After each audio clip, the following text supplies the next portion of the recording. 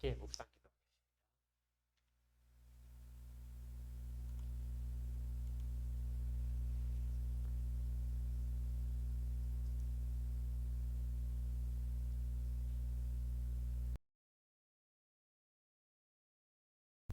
3일째 하나님의 크심과 그 은혜들 찬양합니다. 지금 저희가 모여 영과 진리를 다해 예배코자 하오니 이 예배를 기쁘게 받아주시고 언약하신 약속들을 허락하여 주시옵소서. 예수 그리스도 이름으로 기도합니다. 아멘. 찬양하겠습니다. 찬송가 5장입니다.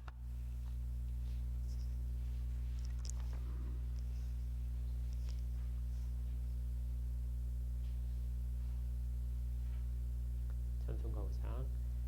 이 천지가 만물들아 복 주시는 주 여호와 전능 성부 성자 성령 찬송하고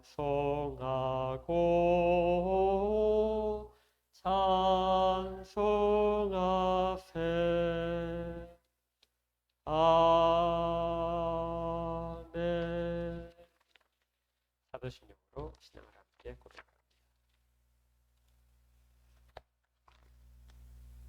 함께 고백하겠습니다. 시작.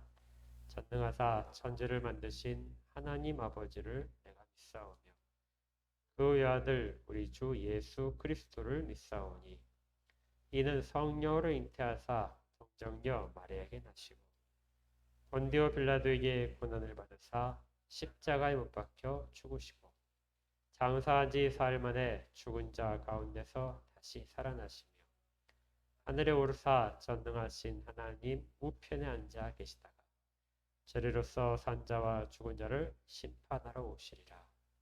성령을 믿사오며 거룩한 공예와 성도가 서로 교통하는 것과 죄를 사하여 주시는 것과 몸이 다시 사는 것과 영원히 사는 것을 믿사옵나이다.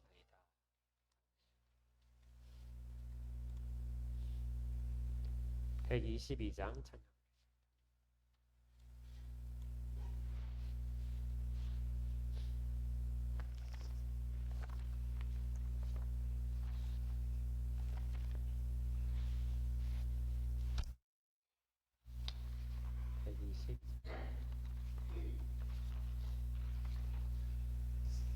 참 반가운 성도여 다 이리 와서 베들레헴서 안에 가봅시다. 저 고유에 누이시다 길을 보고 엎드려 절하세. 엎드려 절하세. 엎드려 절하세. 구세 주셨네. 저 천사여 찬송을 높이 불러서 이 광활한 천지에 울리어라. 주 하나님 앞에 늘 영광을 돌려 엎드려 절하세. 엎드려 절하세. 엎드려 절하세. 구주 나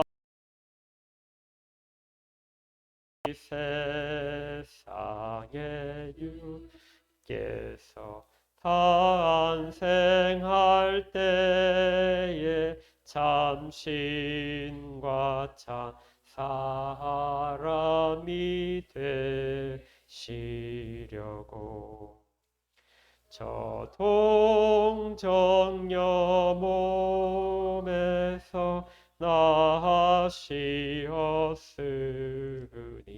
엎드려 절하세 엎드려 절하세 엎드려 절하세 구주 나셨네 여호와의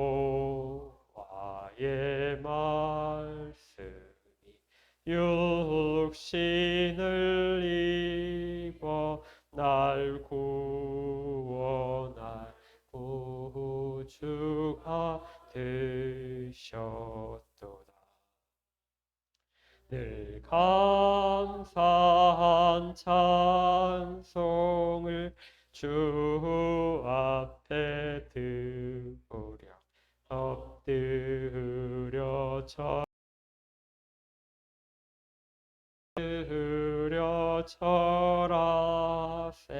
엎드려 절하세 구주 나셨네. 아멘. 함께 기도하겠습니다. 하나님의 은혜를 찬양합니다.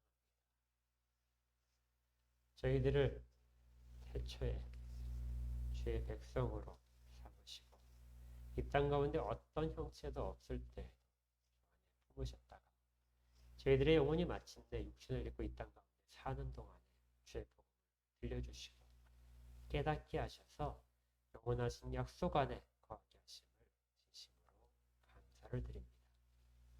말씀을 늘 대할 때마다 사모함이 있게 하시고 말씀에 대한 감격이 있게 하시고 또 감격을 통하여 하나님께 대한 감사와 찬양까지 이어지도록 이끌고 계심을 진심으로 감사를 드립니다. 오늘 저희가 그 일 가운데에서 한 시간을 구별하여 주 앞에 찬양과 말씀을 듣는 모든 일 가운데 홀로 영광받아 주시옵소서.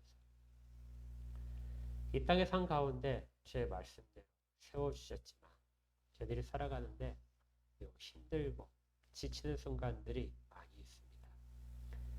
하지만 지금 저희들이 맞이하고 있는 현실이 저희의 모든 것들이 아니고 이것보다는 훨씬 더 크고 아름다운 것들, 약속을 이미 받은 자로서 지금 현재의 모습을 살아가게 하시고 오늘 저에게 필요한 것들이 이미 주어져 있는 것도 믿음으로 바라보게 하여 주시옵소서.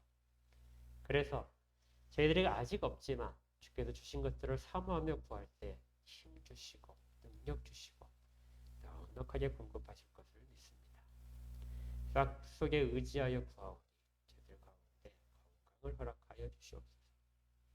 육신적인 약함들을 딛고 일어설 수 있도록 건강으로 채워주시고 활력이 부족한 자에게 활력을 주시고 용기가 부족한 자들에게는 용기를 주셔서 주께서 약속하신 땅들을 능히 가서 개척하는 힘들을 공급하여 주시옵소서. 경제적인 문제 때문에 힘들어하는 영혼들이 있습니다. 현재의 모습이 다가 아니고 더 큰 복들이 약속됨을 깨달으며 주께서 지금을 견디면서 얻은 모든 지혜와 감사의 조건들 그 마음들을 잊지 않고 가질 때 큰 물질적인 복도 허락하실 것을 믿사오니 주님 끝까지 견딜 수 있도록 끝까지 주님 앞에 구하며 나갈 수 있도록 인도하여 주시옵소서. 삶의 혈장 가운데서 힘들어서 지쳐서 또 경제적인 위기 가운데서 취업난 때문에 또 앞으로의 목표가 있어서 간구하는 모든 영혼들에게도 그것들을 이미 약속하신 하나님을 바라보게 하시고 바라봄으로 길게 가는 꾸준한 노력들이 있게 하여 주시옵소서. 그리고 이 모든 일들을 통하여 더 깊어지도록 인도하옵소서. 한특교회 속에는 모든 지체들을 기억하시고 그들의 삶의 순간순간마다 어디에 그들의 발길이 있던지 간에 지키시고 보호하시고 특별히 이 땅에 다시금 코로나의 위기 상황 속에서 거리두기가 시작되고 있는데 하나님이 이 위기 가운데서 교회들이 흔들리지 않게 하시고 성도들은 더 신앙이 굳건하게 자라는 기회가 되게 하시며 사회적으로도 은총이 있음을 그들이 깨달아 알 수 있도록 인도하옵소서. 또 우리가 가진 모든 과학적 지식과 결정의 근거들이 너무나 미약하다는 것을 인정하고 하나님의 지혜를 구하는 모든 자들이 되도록 이 땅 가운데서도 하나님의 사람들이 서도록 그렇게 도와주시옵소서. 오늘도 예배드리는 모든 곳곳마다 주의 은혜가 풍성히 넘칠 수 있기를 기원합니다. 저희 가운데 말씀을 전하는 자와 듣는 자들이 하나가 되어서 주 앞에 겸비코자 하오니 주님 홀로 영광 받으시고 인도하여 주시옵소서. 예수 그리스도 이름으로 축복하며 기도합니다. 하나님 말씀을 받겠습니다. 하나님 말씀은 요한복음 1장 1절부터 14절까지의 말씀입니다.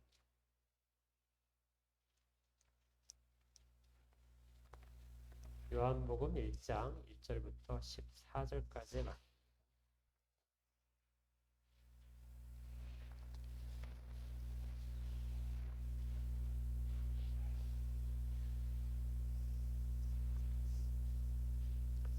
다 찾으신 줄 알고 우리 교독하겠습니다. 1절을 제가 먼저 읽겠습니다. 태초에 말씀이 계시니라. 이 말씀이 하나님과 함께 계셨으니 이 말씀은 곧 하나님이시라. 만물이 그로 말미암아 지은 바 되었으니 지은 것이 하나도 그가 없이는 된 것이 없느니라.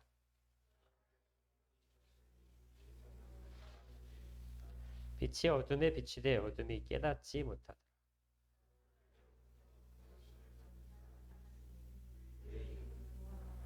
그가 증언하러 왔으니 곧 빛에 대하여 증언하고 모든 사람이 자기로 말미암아 믿게 하려 함이라.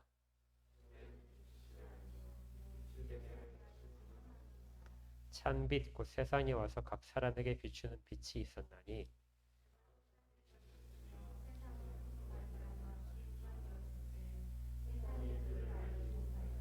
자기 땅에 오매 자기 백성이 영접하지 아니하였으나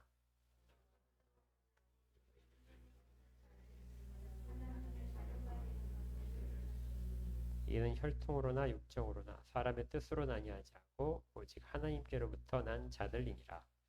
말씀이 육신이 되어 우리 가운데 거하심에 우리가 그의 영광을 보니 아버지의 독생자의 영광이요 은혜와 진리가 충만하더라.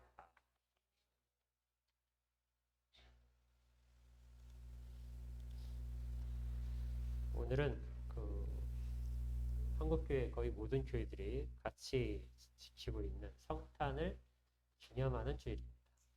그러니까 성탄절을 앞두고 있는 성탄을 끼고 있는 그 주일이 성탄 기념주일입니다. 우리가 이 다른 교회들과 다르게 장식은 하지 않았지만 그리고 성탄에 대해서 큰 다른 교회처럼 그렇게 축하하는 무대라든지 그런 것들은 없지만 우리도 성탄을 기념하는 주일이기 때문에 성탄과 관련된 특별한 찬양과 그다음에 설교를 하게 됩니다. 어제 제가 아는 목사님한테 전화를 받았는데 이 코로나 상황에서 성탄을 어떻게 지내야 될지 정말 고민입니다. 그 교회는 좀 젊은 청년들이 많아서 연극도 하고 잔치도 하고 그렇게 계속 해왔던 교회입니다.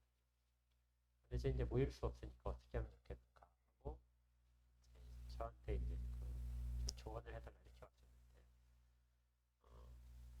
그렇게 해야만 성탄을 축하하는 것은 아니고 성탄에 대한 말씀을 더 깊이 생각해보는 것도 성탄에 대한 기념을 할 때 아주 중요한 요소라고 생각을 합니다. 그렇게 이야기를 해준 적이 있었는데 오늘 한날 우리가 오늘 이 시간에 성탄을 기억하면서 있을 수 있는 그 은혜 자체가 매우 중요한 그런 순간이 되도록 그렇게 살아야 할 것입니다. 그리고 과연 성탄이 정말 무슨 의미가 있는지 성탄에 대해서 우리가 어떤 것을 바라보아야 될지 그 부분을 오늘 설교 속에서 같이 여러분과 나누자고 합니다. 그래서 이름이 오늘 설교 제목이 뭐냐면 성육신을 믿습니까? 우리 주 예수 그리스도께서 하나님이신데 이 땅 가운데 육신을 입고 오신 것을 믿습니까? 하고 물어보는 질문입니다. 성탄절 하게 되면 떠오르는 여러 가지 느낌과 분위기가 있을 텐데 우리 꼭 교회가 아니더라도 세상 가운데서 성탄절 하게 되면 어떤 느낌들을 사람들이 가지고 있냐면 너그럽다. 그렇죠. 다른 때보다 사람들의 마음이 훨씬 너그러워지는 것이죠. 그리고 즐겁다. 또 뭐 따뜻하다. 아니면 밝다. 이런 느낌들이 성탄절에 사실은 많이 있습니다. 어떻게든지 간에 성탄절은 조금 더 사람들에게 지금까지 모습과는 좀 다른 모습으로 생활하도록 그렇게 만드는 것 같아요. 먼저 이 성탄절 의미 중에서 너그럽다는 표현은 우리가 다른 사람들에게 선물을 좀 많이 하는 그런 때이기 때문에 구제도 좀 단때보다 선물도 좀 많이 주고 그리고 다른 사람에게 카드를 보내면서 인사도 좀 하고 이런 것들이 있기 때문에 좀 너그러워지는 마음이 좀 너그러워지는 그런 때인 것 같아요. 또 즐겁다는 것은 거리에 캐롤이 딴 때보다 훨씬 더 많아집니다. 캐롤 자체가 흥겨운 리듬으로 되어 있기 때문에 훨씬 사람들이 기분이 조금 더 업될 수 있는 그런 분위기를 만들어줍니다. 또 밝다는 이야기는 워낙 밝은 전등으로 많이 장식을 하다 보니까 어디를 가든지 밤에 환하게 가장 환하게 비추는 때가 바로 이 성탄절을 즈음한 시기라고 그렇게 말할 수 있습니다. 그런데 이 세상에서 지키는 이 성탄절의 분위기, 성탄절의 느낌들 이런 것들이 사실은 성탄절의 본래 의미로부터 출발된 그런 것들을 세상 사람들이 어렴풋하게 느껴서 지내는 것이죠. 성탄절의 분위기가 좀 더 너그럽고 그리고 즐겁고 그리고 환한 느낌이라면 이 모든 분위기가 2000년 전에 우리 주님께서 이 땅 가운데 나타나실 때, 태어나실 때 그 밤의 분위기였던 것이죠. 사람들은 예수를 믿지는 않지만 그 분위기의 것들을 기억하면서 흉내를 내면서 그것들을 지금 하고 있는 것이 바로 이 성탄의 모습들이라고 봅니다. 누군가와 나눌 수 있다.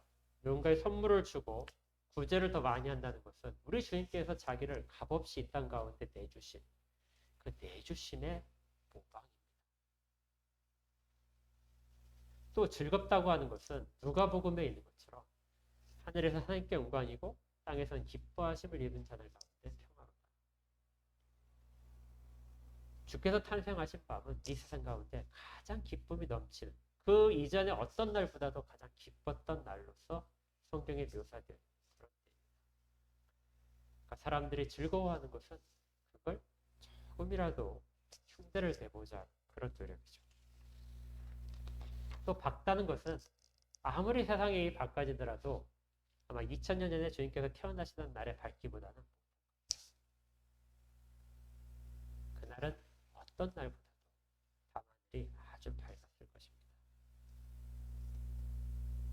그러니까 이런 모습들이 세상 가운데서도 크리스마스가 되게 되면 흉내를 내는 모습이지만 본질은 이 성탄의 모습에서 2000년 전에 그 한날에 있었다는 것이죠. 오늘 우리는 그 의미를 조금 더 살펴보려고 합니다. 성탄이 되게 되면 여러분들이 제일 흔하게 성탄절 이미지를 내서 딱 하나로 표현한다 그러면 뭐가 있을까요? 트리가 있죠. 트리에도 뭘 달아놓죠?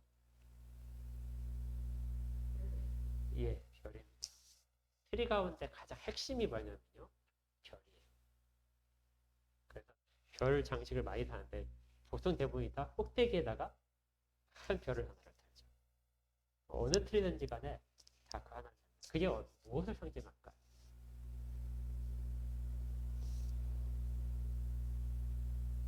왜 별을 하나씩 다 달아놓을까요? 예, 동방 박사들이 별을 보고 찾아왔기 때문에 그 별을 상징해서 그 별을 달아놓게 됩니다. 대부분의 사람들이 별을 달아오면서 그 의미를 잘 모르긴 하지만 그래도 그걸 하면서 성탄의 의미 가운데 별이 큰 의미를 차지하고 있다. 그래서 그날 밤, 2000년의 그날 밤은 정말 아주 환한 별 하나가 예루살렘과 베들레헴 근처에서 환하게 떠 있었던 것입니다. 다른 때하고는 다르겠죠. 우리가 보통 환하고 그런 그 하늘을 살펴보게 되면 밤하늘이 된 별이 조그마한 별들이 막 촘촘히 박혀 있는, 그래서 많이 있는 그런 밤하늘이 훨씬 더 환할 것 같은데 그렇죠. 하나가 유난히 밝았다. 그것이 바로 성탄의 시작이었습니다.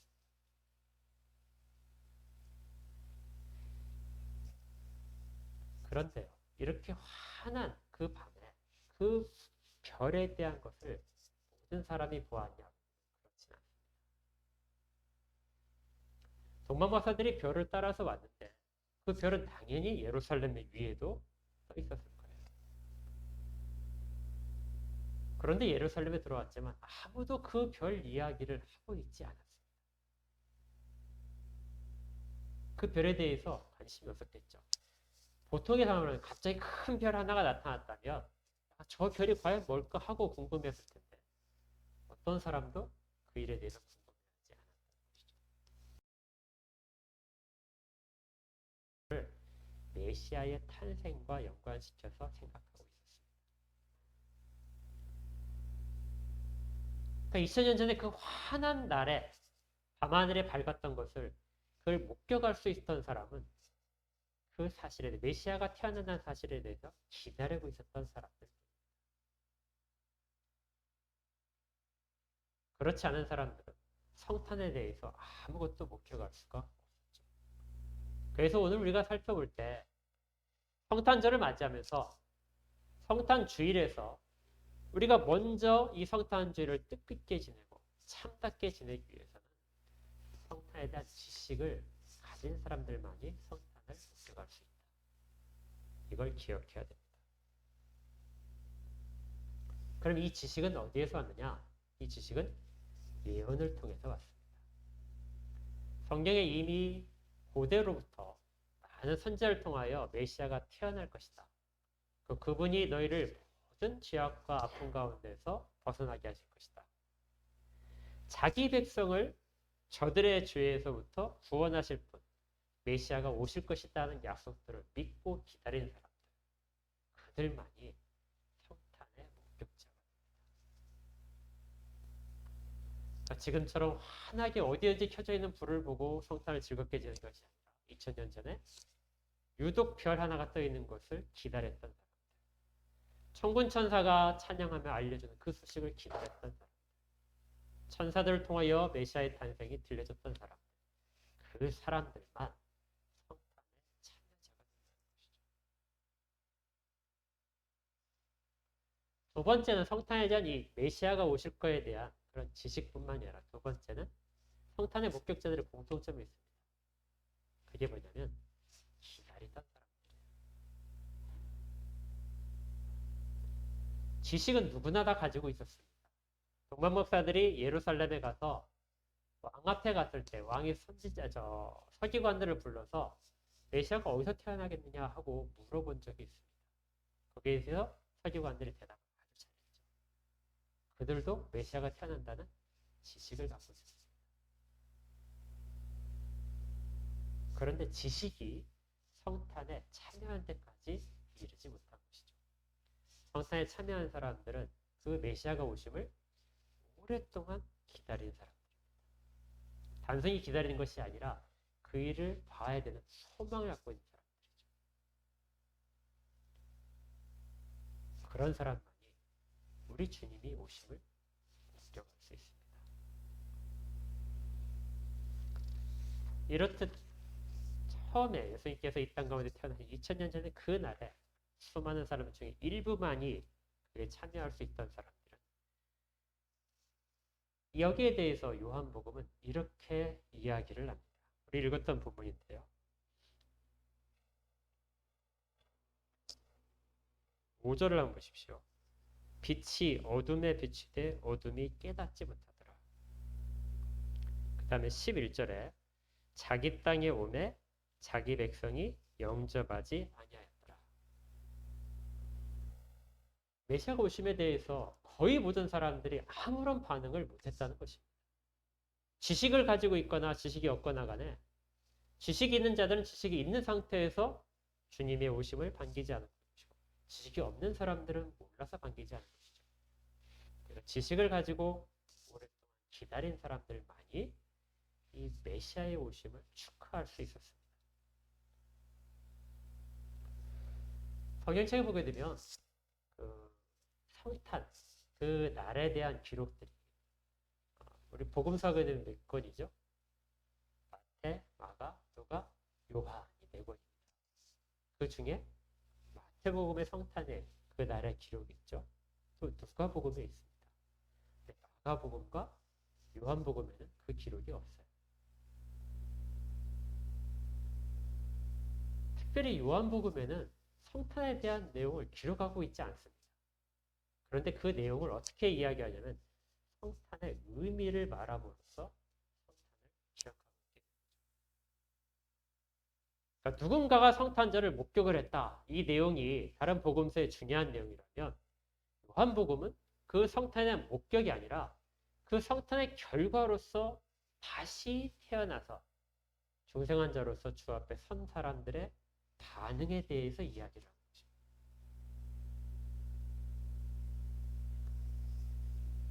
기적을 많은 사람들이 보고 싶어요. 그리고 기적이라는 걸 체험하기도 합니다. 그런데 기적이 일어나길 소망하고 체험하고 그렇게 하는 사람들은 많지만 기적의 의미를 깨닫는 사람들은 적습니다. 과연 그 기적을 왜 일으키시는가? 복음을 들으면서도 그 복음이 정말 밝다. 정말 2000년 전에 그날의 한 별처럼 그렇게 밝은 것을 알아채는 사람이 있는 반면에 그걸 전혀 모르는 사람들이 있다는 것이죠. 특별히 요한복음을 통해서 우리는 이 성탄절의 의미를 지금부터 자세히 살펴보고자 합니다. 요한복음에서 중요한 단어가 4개가 나옵니다. 요한복음 읽을 때 꼭 기억하시면 좋겠어요. 4개의 단어가 뭐냐면 말씀이라는 단어가 있고요.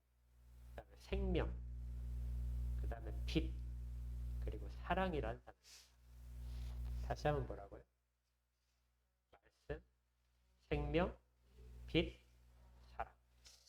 이 4개의 단어 중에서 앞에 있는 3개의 단어, 말씀, 생명, 빛, 이 3개의 단어가 나오는 곳이 바로 요한복음 1장에 있습니다. 이 단어들의 의미를 잘 기억하시는 것이 바로 성탄을 가장 뜻깊게 기억하는 그런 순간이 될 것입니다. 먼저 말씀이라는 단어가 헬라어로 로고스라는 단어입니다. 뭐라 한다고요? 로고스라는 단어. 이 로고스라는 단어는 어떤 말이냐면 가장 일반적으로 말하는 것을 설명하는 것입니다. 그러니까 이렇게 생각하시면 돼요. 제가 어제 그 눈이 와서 창밖을 잠깐 내다봤더니 창밖에 어떤 부부가 아이들을 데리고 와서 이렇게 눈싸움을 막 하더라고요. 근데 눈싸움을 하는데 이제 그 아빠가 눈을 막 뭉치고 있는 한쪽에 있는데 엄마가 이렇게 눈을 막 뭉쳐갖고 아이들이랑 같이 아빠한테 막 던져요. 아빠만 외톨이인 것 같습니다. 막 던지더라고요. 던지는 광경을 한참 보는데 아빠는 묵묵히 그냥 눈을 이렇게 막 쌓아놓더라고요.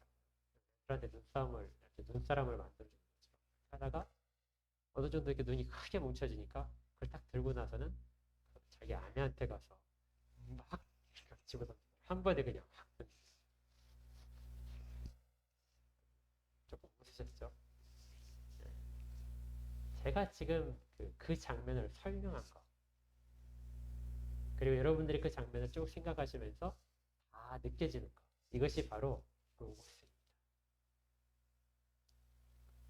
그러니까 로고스는 설명이에요. 어떤 특정한 거에 대한 설명입니다.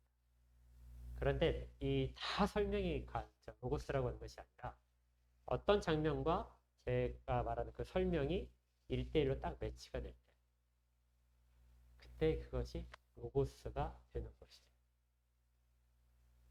그래서 동등한 자격이 있을 때 그 설명하는 것만이 로고스입니다. 그래서 설교는 로고스가 될 수가 없어요. 설교는 하나님의 말씀을 제가 여러분에게 들려주는 것이죠. 그래서 설교는 제가 그것들을 보여주기 때문에 저와 제가 하는 설명과 성경이 동일하게 같은 자격이 있는 것이 아닙니다. 그래서 설교는 로고스란 이름을 붙일 수가 없어요. 언제 붙일 수 있냐면 하나님인데 하나님과 동등한 자격을 가진 무슨 설명이 있을 때. 그래서 우리가 성령에 대해서 성경 자체는 로고스다. 왜냐면 그 성령님이 하신 말씀이거든요. 그래서 성경 자체의 말씀은 로고스가 될 수 있어요. 하나님과 하나님의 말씀이 동격이기 때문이죠. 1절에 이렇게 되어 있습니다. 태초에 말씀이 계시니라. 이 말씀이 하나님과 함께 계셨으니 이 말씀은 곧 하나님이시니라. 그러니까 하나님이 어떤 분인지가 설명이 되는 거예요. 태초의 사람들에게 아니면 피조물에게 온 우주에 보여지게 되는 그게 설명인데 그 보여지게 하는 것이 바로 뭐라고요? 그게 로고스라고. 이걸 우리가 다른 말로 계시라는 말로 씁니다. 하나님이 하나님 당신님을 보여주신 것. 설명하신 것. 자, 그러면 어떤 경우에만 하나님이 로고스로서 나타나실 수 있을까요? 하나님과 동격일 때만. 그래서 말씀이 곧 누구라고요? 하나님이시다. 이렇게 이야기를 하는 것입니다. 그런데 이 말씀의 로고스에는 또 다른 의미가 있어요. 같은 그 격에 대해서는 서로 설명을 하는 것이 로고스지만 자기보다 아래에 있는 단계에 있는 그러한 존재에 대해서는 이 로고스가 들려질 때는 그것들을 결정하게 됩니다. 그 창세기에서 태초에 하나님이 빛이 있으라 하게 되고 물과 땅은 서로 나뉘어라 하게 되고 하늘에는 광명체가 있어라 이렇게 말씀하실 때 그 일들이 이루어지는 것은 창조자이신 하나님과 피조물인 그런 모든 존재들 가운데서 그 존재를 결정하는 것이 바로 하나님의 말씀이라고 이렇게 되죠. 이것은 결정하는 권한이 있기 때문에 그것을 로고스라는 제목을 붙이게 됩니다. 그러니까 로고스가 없이는 창조가 일어날 수가 없는 것이죠. 로고스는 두 가지 뜻이 있는 거예요. 하나는 같은 존재끼리에서는 설명을 하는 것이고 그 다음에 급이 다른 존재에서는 그 윗단계에서 아래 단계를 결정지어는 것입니다. 그래서 헬라 철학에서는 이 로고스 단어가 우주의 근본이다. 그런데 우주는 물질인데 그 물질을 만들어낸 것은 로고스이기 때문에 그래서 로고스를 우주의 근본이라고 이름 붙이고 어떤 사람들 그걸 우주의 법칙이라고까지 이야기를 하고 있는 것입니다.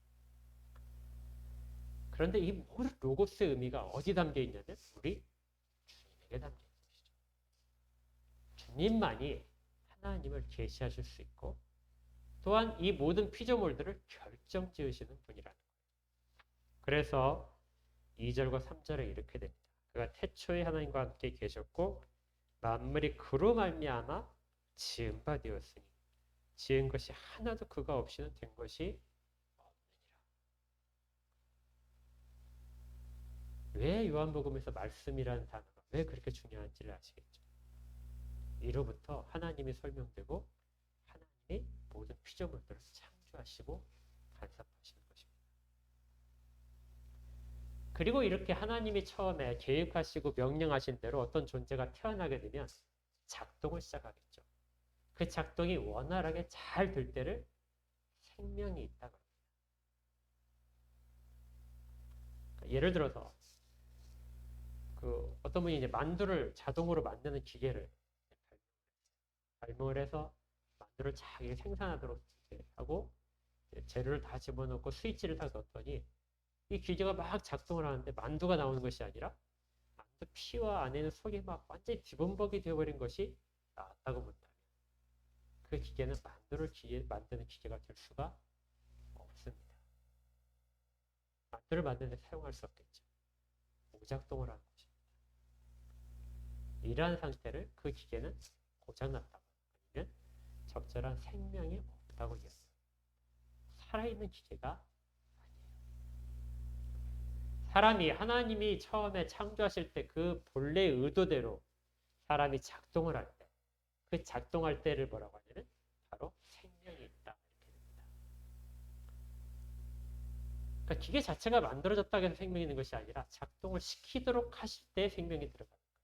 그래서 사람을 흙으로 만드시고 그 숨을 불어넣으셨을 때 사람이 생명이 되었다, 살아있는 체가 생명체가 되었다고 할 때 그때 바로 생명이 들어간 것입니다. 그런데 죄가 들어가면서 무작동을 일으키고 있는 거예요. 하나님이 원하시는 만두가 나오는 것이 아니라 온갖 잡동사이가 섞여 있는 그것이 자꾸자꾸 생산되는 것이 사람들이 죄를 범하는 모습이고 하나님의 거룩함에 이르지 못하는 모습입니다. 그걸 우리가 다른 말로 죽었다. 그 부분을 우리 주님이 고치러 오신 것입니다. 바르게 작동하도록.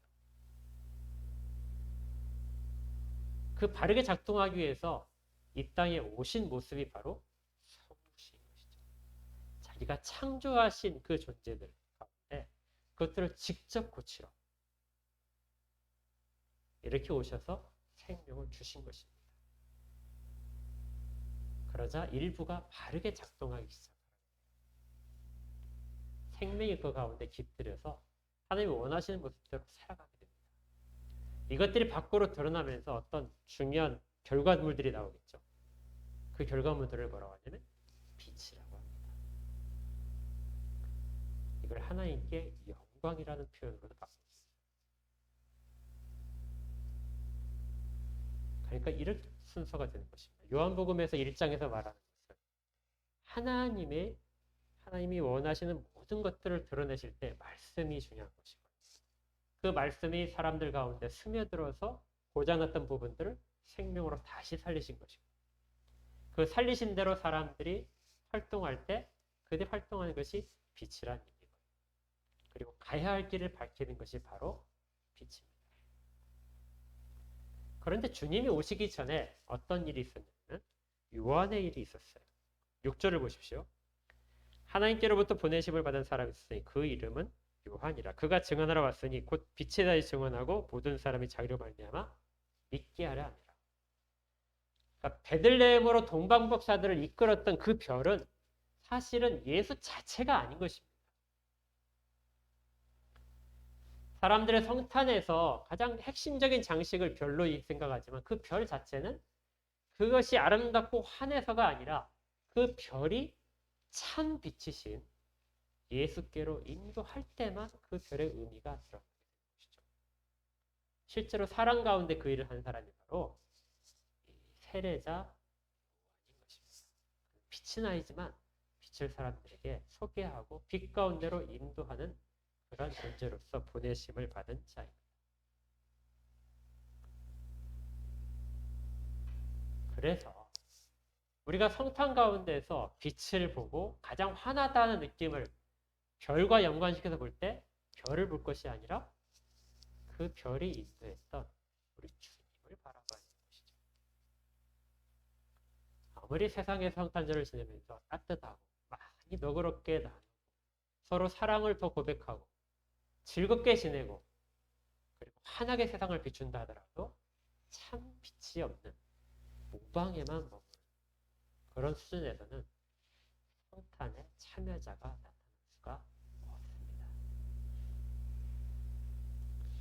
그래서 우리가 오늘 기억해야 될 것은 성탄에 대한 진정한 참여자가 되는 것입니다. 진정한 참여자는 성탄에 대한 바른 지식을 갖고 있고 그것을 소망했던 자들처럼 우리도 소망을 하는 것이죠. 자, 그럼 이제 네 번째 단어가 나왔습니다. 요한복음에서 중요한 단어가 몇 개라겠죠?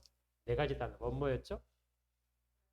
말씀, 생명, 빛. 마지막이 사랑입니다. 정말 그 안에 생명이 담기는 자들은 모습이 달라지죠. 활동이 달라집니다.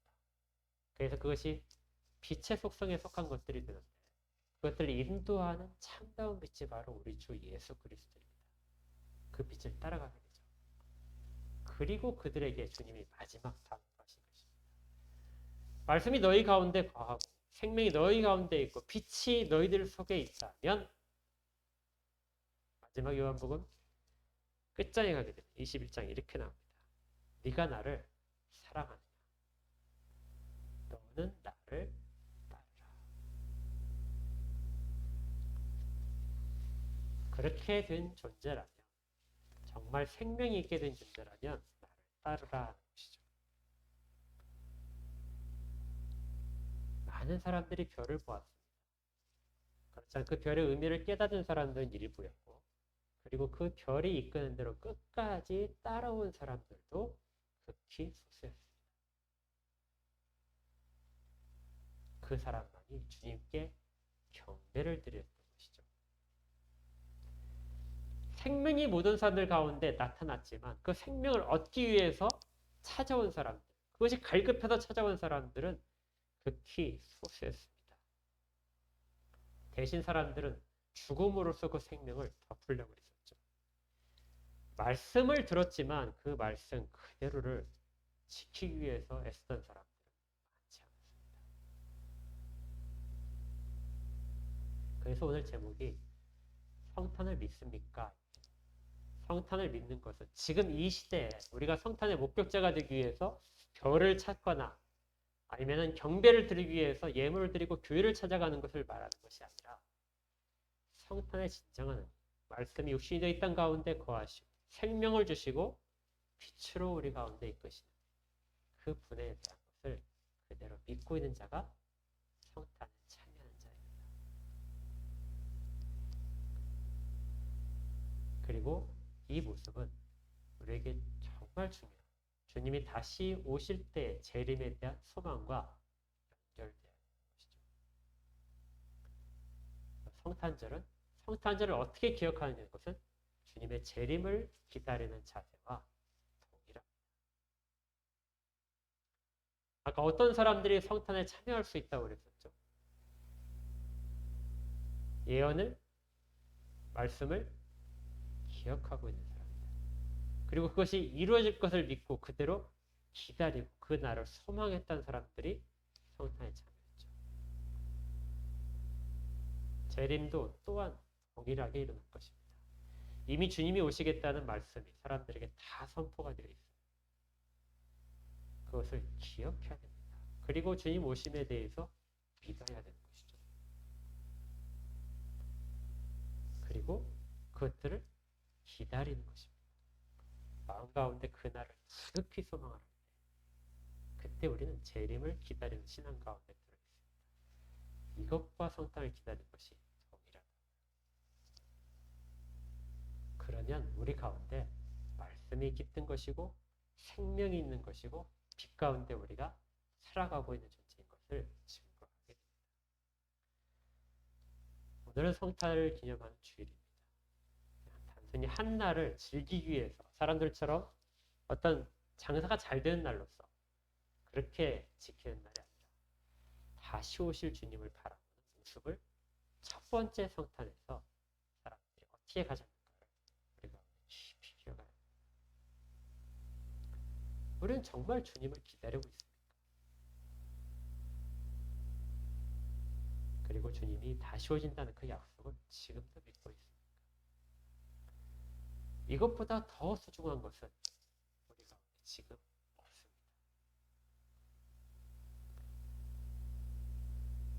이러한 본래적인 성탄의 의미를 그대로 잘 기억하면서 이 성탄절 한 주간이 속해 있는 이 주간은 특별하게 주님의 은혜 가운데 지내시기를 주 이름으로 축복합니다. 기도하겠습니다. 하나님, 성탄의 목격자가 되기보다는 성탄을 바르게 이해하고 다시금 주님의 재림을 기다리는 자들로 저희들이 오늘 다 서기를 원합니다. 그래서 성탄 기념 주일이 저희들의 믿음에 고백하는 그런 날이 되게 하시고 또 소망이 더 단단하게 되는 날이 될 수 있도록 인도하여 주시옵소서.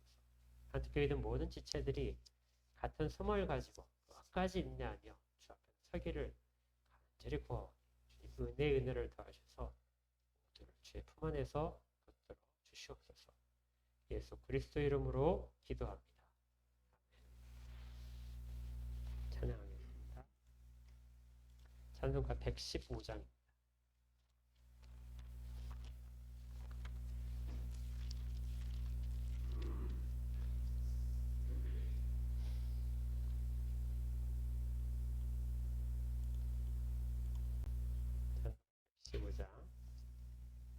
함께 찬양합니다. 기쁘다 구주 오셨네. 만 백성 맞으라. 온 교회여 다 일어나. 다 찬양하여라. 다 찬양하여라. 다 찬양하여라. 구세주 탄생했으니 다 찬양하여라. 이 세상에 만물들아 다 화답하여라. 다 화답하여라. 다 화답하여라. 온 세상 죄를 사하려 주 예수 오셨네. 죄와 슬픔 몰아내고 다 구원하시네. 다 구원하시네. 다 구원하시네. 은혜와 진리 되신 주 다 주관하시니 만국 백성 구주 앞에 다 경배하여라. 다 경배하여라. 다 경배하여라.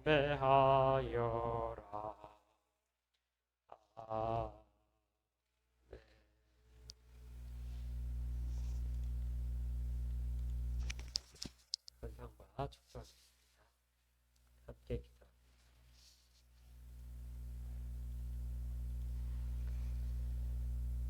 하나님 아버지, 감사합니다.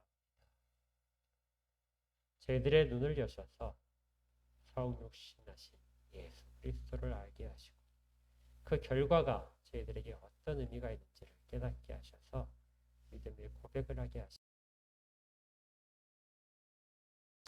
다시 오시는 날까지 계속해서 이어지도록 날마다 하나님께로 더 가까이 가도록 인도하여 주시옵소서.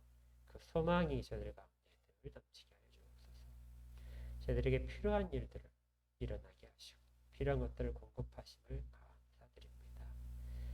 물질을 드린 모든 손길들, 마음을 담긴 모든 물질들이 주 앞에서 바르게 세워질 수 있도록 인도하시고 생명과 빛으로만 나타나도록 그렇게 역사하여 주시옵소서. 드린 손길들마다 성업들 가운데 복을 주시고 모든 직장과 성업들 가운데서도 복을 허락하여 주시옵소서.